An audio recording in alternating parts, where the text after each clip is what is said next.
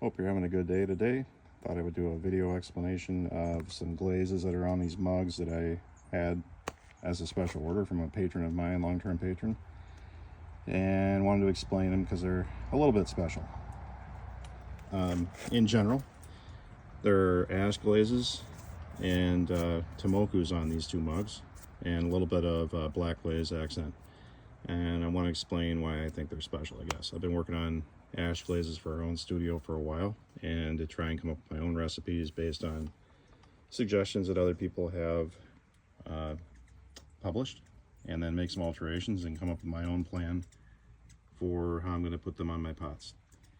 So the ashes for both these glazes come from, by the way, this is one of the ash glazes and the other is this kind of metallic looking stripe. This is a different, no ash in this glaze, this is the black glaze, and this is no ash in this glaze either. Both this glaze and this glaze are called Tomoku types, and Tomokus are traditionally high in iron, so it's a different percentage of iron oxide that are in these two glazes that makes the colors different from each other. The reason these ashes are super special here on this one's called Russ Ash, and it's just named like that because it's from the guy that collects them for me, and he's a relative of ours that lives, oh man, 5 hours away in a different part of Wisconsin. This is red oak, which again, red oak trees are kind of in a lot of places in Wisconsin, but our red oak here will yield a yellow ash glaze, and this one, the lighting I hope is good enough, but there are reds as well as yellows in here, and depending on the clay it's on, this is on stoneware, a brownish gray clay, the reds are more muted. On porcelain, they're brighter, and the texture also changes. So this almost looks like dragon scales to me on porcelain, and on stoneware it is similar but a little more melty and fluid. This glaze right here is one that I found in a book. It's called Hamada Tomoku. That's the person that named it, and it's after a famous Japanese potter, Soichi Hamada, one of my favorite guys. Favorite potters, I guess. Doesn't have to be a guy. And what I love about this glaze is when it's thicker and protected in the kiln from the heat a little bit, on the inside of the cup is a protected area, you get those blue hues, and I never thought I would get blue from iron oxide. And then as it thins out and or gets hotter, it goes into a yellow range. So this is all just two dips of glaze and it changing because of heat changes and melting. So that's the story on that one. Really love just the variation and what happens when these colors meet each other.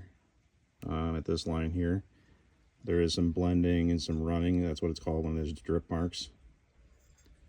So really, really appreciate that about this piece. It was really nice. A winner coming out of that kiln for sure. And this is, it might appear a little bit chocolate colored brown. I would call it a reddish brown.